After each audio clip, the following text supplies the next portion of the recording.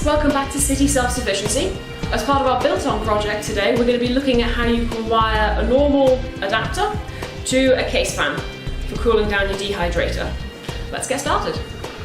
So the first thing we need to look at is what equipment we're going to be using today. So first of all, you're going to be needing a sharp pair of scissors. You're going to be needing pliers with a wire cutting hole down at the base. See just there. We've also got some insulating electrical tape. That's for keeping our wires protected and making sure that they're insulated so that they can't get short-circuited or cause any harm. We've got our case fan. This is a 12-volt case fan. It's the sort that gets used inside computers for keeping systems cool. See that one? And then we've got our adapter as well. For this project, I'm going to be using a variable adapter. We can see just here, this one runs between 12 down to 3 volts.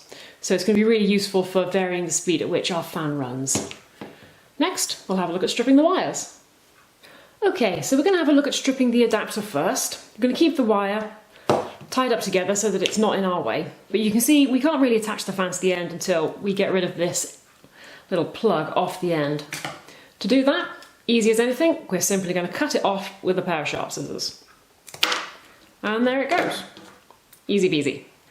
So next thing we want to have a look at is getting these wires stripped. You can see that I've pulled them apart slightly. They're only loosely attached to each other, and that just means that they're a bit easier to work with when they're separated. We're going to be using our wire strippers to just pull back the outer coating to expose the copper filaments inside so that the two wires can be joined together.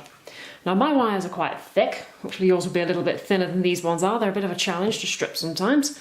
But what we do is we simply... you remember as well that you want to have about 1 centimetre at least to work with. Make sure you're not taking off anything less than that, as it can be a little bit fiddly. So we pop it into there, then we simply remove the coating. As you can see, mine's quite thick. It's a bit of a drag to get that one off, but once it's stripped back, you see they're nice, smooth, easily exposed, and then we can start looking at attaching our fan and our adapter together. So here's the fan, and you can see I've done exactly the same to the wires on this one as I did on the adapter. You can see that we've stripped back the outer coating and we've exposed the filaments on the inside so that the two can be attached together. So we bring the adapter back over.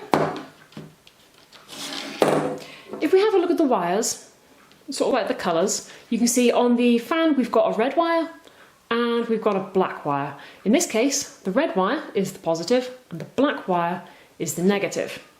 On the adapter it's slightly different. We've got a plain black wire all the way around, just black across the whole board. This one is your negative wire, and this one with the white stripe running down the middle, this one is your positive wire. Now you've got to remember when wiring anything together that it is always positive to positive and negative to negative. If you do it any other way, the current won't flow and we're not going to be working. So if we pop our wires together like that, we can see we've got positive from the adapter, positive from the fan. And what we're going to do is we're just going to twist the two together. Just the filaments, just twisting them so that they're nice and firmly attached. There we go. And then we're going to do exactly the same with the two negative wires. Again, holding them together, just going to twist them. There we go.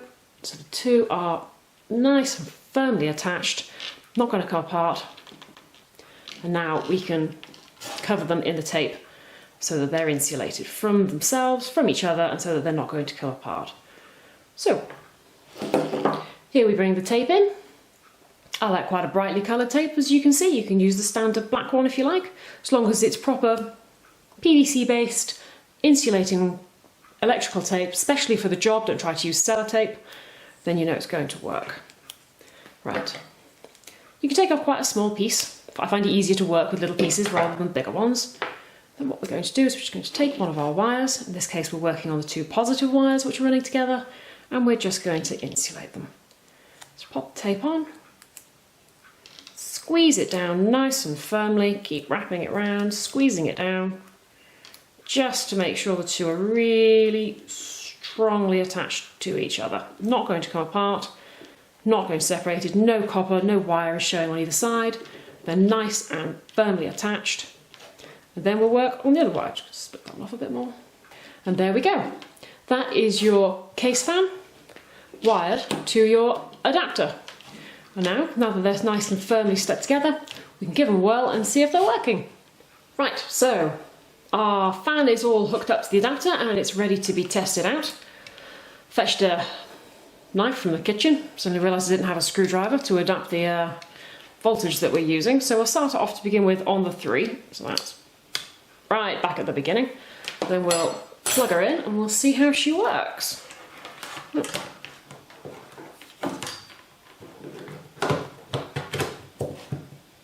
There we go. As you can see, and hear, lovely quiet fan. Nice, easy operation. Gentle airflow coming from that one at the moment on the 3 volt. And then we'll switch up the voltage and see how well it goes on the higher ones. You'll notice as well, good thing about case fan, you can put them flat and they'll still just keep working. But we'll change the voltage over.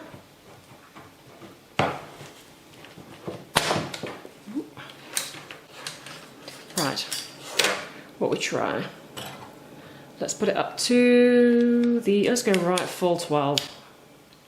It's right the way around. So this is fan working on its maximum setting. Should be a much, much stronger flow.